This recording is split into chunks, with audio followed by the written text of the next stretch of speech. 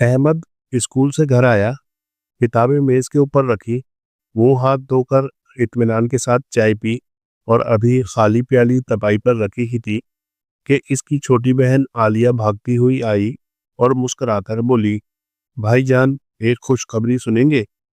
खुशखबरी? जरूर सुनाओ।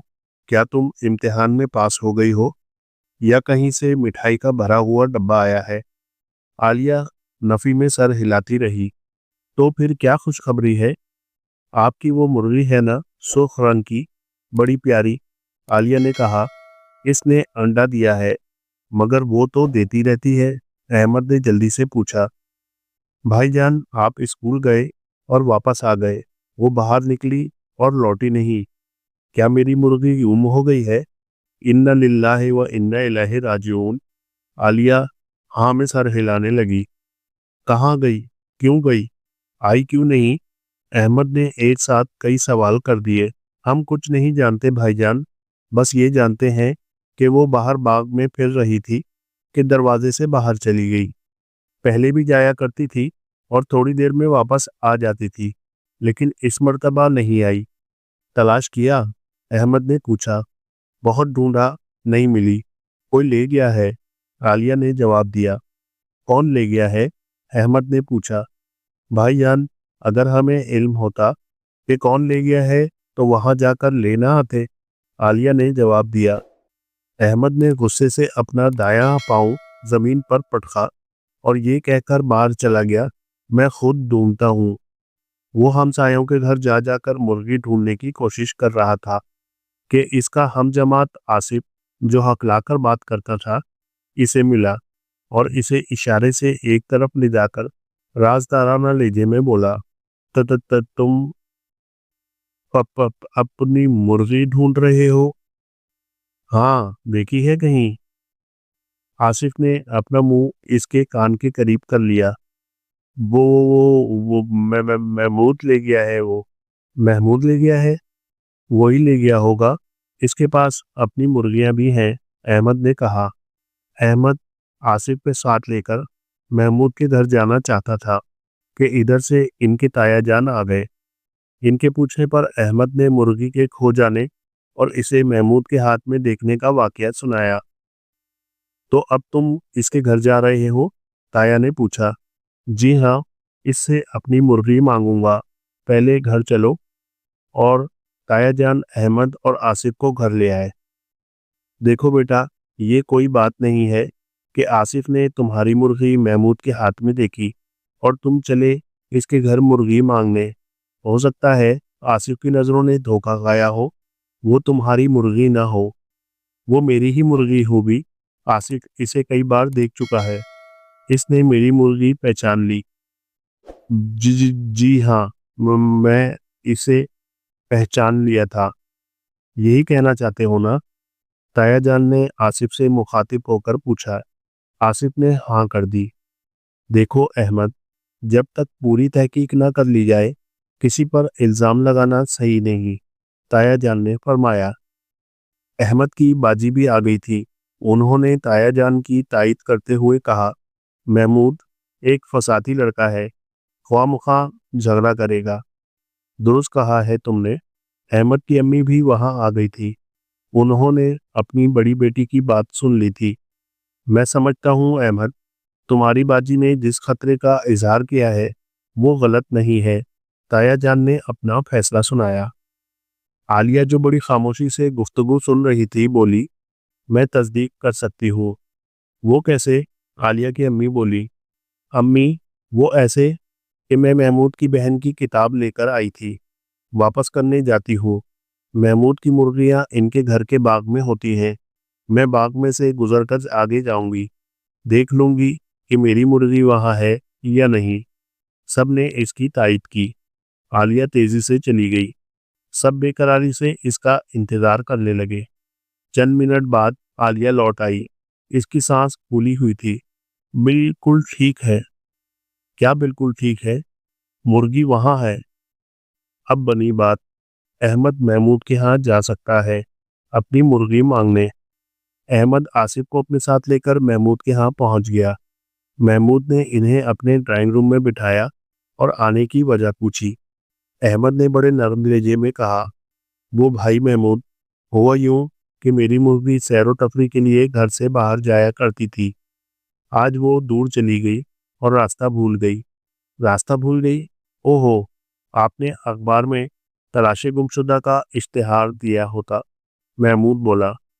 جی نہیں، اس کی ضرورت پیش نہیں آئی، وہ غلطی سے آپ کے گھر میں چلی گئی۔ میرے گھر میں چلی گئی؟ محمود نے حیرت سے پوچھا۔ جی ہاں، وہ آپ کے ہاں ہے۔ محمود مسکرایا۔ آپ کو غلط فہمی ہوئی ہے، آپ جیسے عقل مند لڑکے کی مرغی بھی عقل مند ہوگی، وہ گھر کا راستہ نہیں بھول سکتی۔ یہ بات سن کر آصف کہنے لگا، میں نے وہ مرغی آپ کے ہاتھ میں دیکھی تھی۔ محمود نے اسی انداز میں ہکلا کر کہا، وہ میں مارکیٹ سے خرید کر لایا تھا۔ آصف نے منہ بسوڑ لیا۔ احمد اور محمود ہنس پڑے۔ مجھے یقین ہے میری مرغی آپ ہی کے ہاں موجود ہے۔ ٹھیک، 100% ٹھیک۔ آپ کی مرغی میرے پاس ہے تو آپ اس کی نشانیاں بتا دیں۔ اگر یہ نشانیاں ٹھیک ہوئی تو مرغی آپ کی۔ یہ تو آپ کر سکتے ہیں نا؟ کر سکتا ہوں، تو پیجئے، بتائیے آپ کی مرغی کا رنگ کیا ہے؟ احمد فوراً بول اٹھا، سرخ۔ مرغی کا رنگ سرخ، اور وزن کتنا ہے؟ وزن؟ جی ہاں، اس کا وزن کتنا ہے؟ میں نے اسے کبھی نہیں تولا، اور تولنے کی ضرورت بھی کیا تھی؟ پھر بتائیے، مجھے کیسے معلوم ہو کہ آپ درست کہتے ہیں؟ اچھا، آپ یہ فرمائیے، اس کے پروں کی تعداد کیا ہے؟ آپ تو مذاق کر رہے ہیں۔ میں بالکل مذاق نہیں کر رہا، آپ سے آپ کی مرغی کی نشانیاں پوچھ رہا ہوں۔ احمد اٹھ بیٹھا اور غصے سے جانے لگا۔ آصف بھی اس کے پیچھے پیچھے جانے لگا۔ محمود نے زور سے کہکہا لگایا، اور یہ کہکہا احمد کو بہت برا لگا، مگر وہ گھر سے نکل آیا۔ کیوں بھائی، کیا بات ہے، منہ لٹکائے آ رہے ہو؟ تایا جان نے احمد کو مایوسی کی حالت میں دیکھ کر پوچھا۔